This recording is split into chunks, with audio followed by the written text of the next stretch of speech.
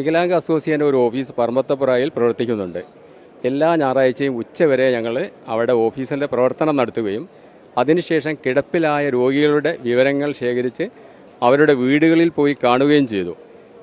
എന്നോട് പലതവണ ഇവരുടെ വീടുകളിൽ ചെല്ലാൻ പറഞ്ഞപ്പോൾ എനിക്കുണ്ടായ പല അസൗകര്യങ്ങൾ കാരണം ഒരിക്കൽ ഞാൻ വീണ്ടും പോവുകയും ഞങ്ങളുടെ സംഘടനാ ഭാരവാഹികളോടൊപ്പം പോയപ്പോൾ ദയനീയമായ ഒരവസ്ഥ കാണാൻ കഴിഞ്ഞു. അപ്പോഴാണ് അവർ പറഞ്ഞിരുന്നത് ഞങ്ങൾക്കൊരു സ്ട്രെച്ചർ വേണമെന്ന്.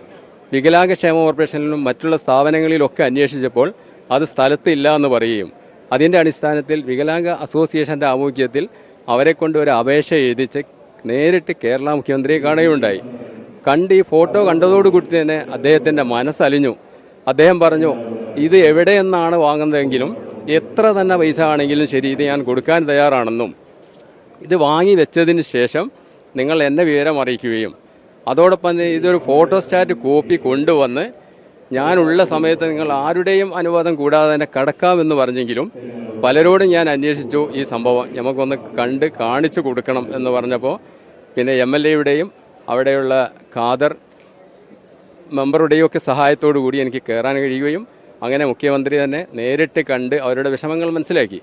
സത്യം പറഞ്ഞാൽ ഒരു ജീവിതത്തിന് വേണ്ട എല്ലാ കാര്യങ്ങളും കിട്ടാവുന്ന ഒരവസരം ഉണ്ടാക്കിയെടുത്തത് ഈ നിവേദനം കൊടുത്തതുകൊണ്ട് മാത്രമാണ്. ഇപ്പോൾ അവർക്ക് റേഷൻ കാർഡ് BPL ആക്കാൻ കൊടുത്തു.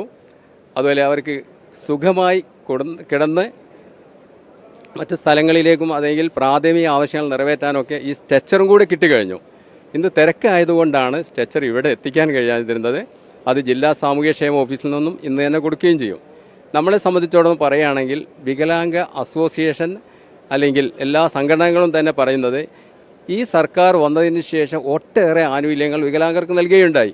അതിൽ ഏറ്റവും അധികം അഭിനന്ദിക്കാവുന്ന ഒരു വർഷം എന്താണെന്ന് ചോദിച്ചാൽ വികലാംഗ പെൻഷൻ വർദ്ധിപ്പിക്കുകയും അതുപോലെ താൽക്കാലിക നിയമനം കിട്ടി പിരിച്ചുവിട്ട മുഴുവൻ വികലാംഗരെയും സർവീസിൽ സ്ഥിരപ്പെടുത്തുക എന്നുള്ളൊരു ലക്ഷ്യം അതിവിടെ സാധിച്ചു കഴിഞ്ഞു.